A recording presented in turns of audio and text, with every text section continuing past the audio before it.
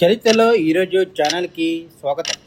1999వ సంవత్సరం ఫిబ్రవరి 21వ తేదీ భారత్ మరియు పాకిస్తాన్ మధ్య సంబంధాలు ఉద్రిక్తంగా ఉన్న కాలం. అణు పరీక్షల తర్వాత రెండు దేశాల మధ్య ఉద్రిక్తతలు ఎక్కువయ్యాయి. ఇలాంటి పరిస్థితుల్లో శాంతి దిశగా ఒక చారిత్రాత్మక ప్రయత్నం జరిగింది. భారత ప్రధాని అటల్ బిహారీ వాజ్పేయి శాంతి సందేశంతో ఢిల్లీ నుంచి లాహోర్కు బస్సు ప్రయాణం చేశారు.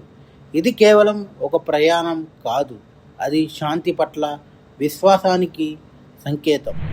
లాహోర్లో ఆయనకు పాకిస్తాన్ ప్రధానమంత్రి నవాజ్ షరీఫ్ ఆత్మీయంగా స్వాగతించారు. రెండు దేశాల నాయకులు కలిసి లాహోర్ ప్రకటనపై సంతకాలు చేశారు.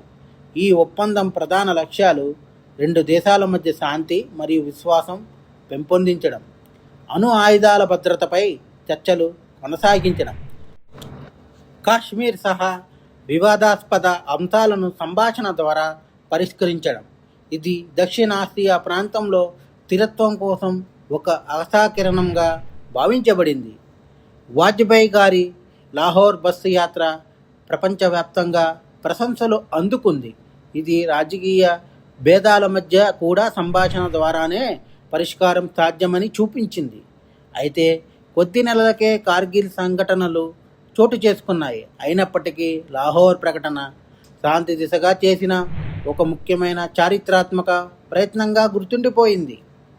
1999వ సంవత్సరంలో సంతకం చేసిన లాహోర్ ప్రకటన భారత్ పాకిస్తాన్ సంబంధాల్లో ఒక ఆశావాహ అధ్యాయం.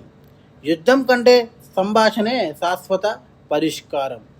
మా కంటెంట్ మీకు నచ్చినట్లయితే లైక్ చేయండి, షేర్ చేయండి, సబ్స్క్రైబ్ చేయండి. మా ఛానల్ యొక్క నోటిఫికేషన్ మీ వరకు అందాలంటే కింద కనబడుతున్న బెల్ ఐకాన్ని ట్యాప్ చేయండి. Thank you.